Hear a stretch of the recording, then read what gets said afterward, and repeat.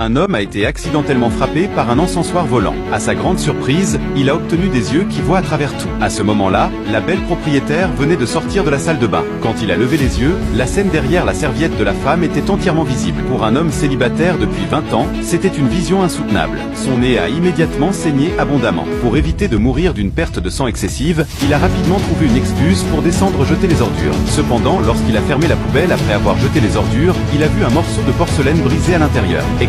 Il a ouvert la poubelle, mais n'a pas trouvé la porcelaine. Il a pensé qu'il avait des hallucinations à cause du choc, alors il a retiré les ordures pour vérifier. Étonnamment, il a vraiment vu la porcelaine, et il semblait y avoir un seau caché à l'intérieur, dont le prix est même apparu devant ses yeux. Il était ravi, a rapidement sorti la porcelaine, l'a brisée au sol et a ramassé le seau caché. Il avait l'impression de rêver. Comment avait-il soudainement obtenu des yeux qui voient à travers tout? Mais avant qu'il ne puisse comprendre la raison, il a été attiré dans un espace par une force mystérieuse. L'encensoir qu'il avait frappé s'appelait Qianqunlu, capable d'absorber toute chose et de réparer les objets. Ayant maintenant reconnu l'homme comme son maître, il lui a donné le super pouvoir des yeux perçants. Comprenant ce qui s'était passé, il s'est rendu joyeusement dans un magasin d'antiquités, prêt à vendre le sceau qu'il avait trouvé. Le patron a jeté un coup d'œil et a déterminé que le sceau était un trésor, offrant immédiatement 1,6 million pour l'acheter. Ainsi, l'homme est devenu millionnaire rien qu'en ramassant des ordures. L'autre fonction de Qianqunlu, la réparation d'objets, était encore plus impressionnante. Il avait justement obtenu un pendentif en jade transmis de génération en génération de la part de sa belle propriétaire. Bien qu'actuellement imparfait,